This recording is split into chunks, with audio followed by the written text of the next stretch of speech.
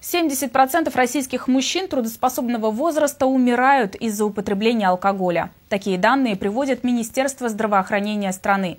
В Чувашии больше 20 тысяч человек имеют зависимость от спиртного. Это только по официальным данным. 80% из них – мужчины.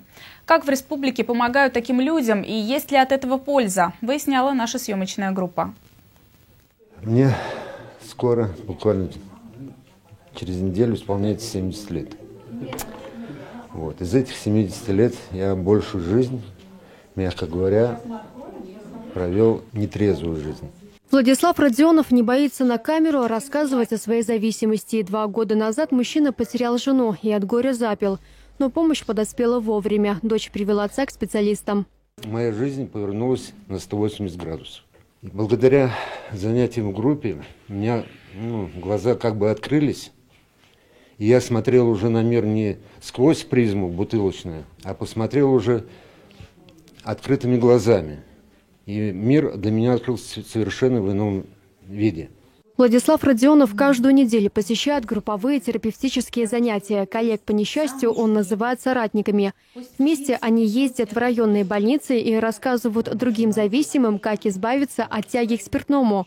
Алексей, имя по просьбе мужчины изменено, уже 12 лет не пьет, но все равно приходит на занятия. Говорит, что своим примером хочет показать, что жить можно и не под градусом. Последнего года у меня просто и в семье, и на работе очень большой, скажем так, прогресс.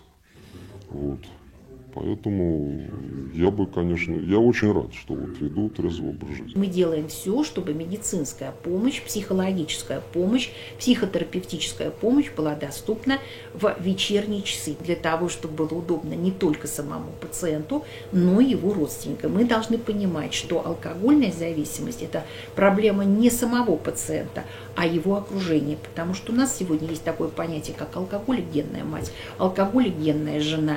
И поэтому без прохождения родственниками психотерапевтических сеансов мы на успех будем не в полной мере рассчитывать. Для людей, проходящих лечение от алкогольной зависимости, нужны специальные условия реабилитации. В этом кабинете пациенты слушают успокаивающую музыку, а это специально СПА-капсула. Ее используют отнюдь не для косметических процедур, а с целью очищения организма от вредных веществ. Это БСМП в отделение острых отравлений доставляют самых разных пациентов.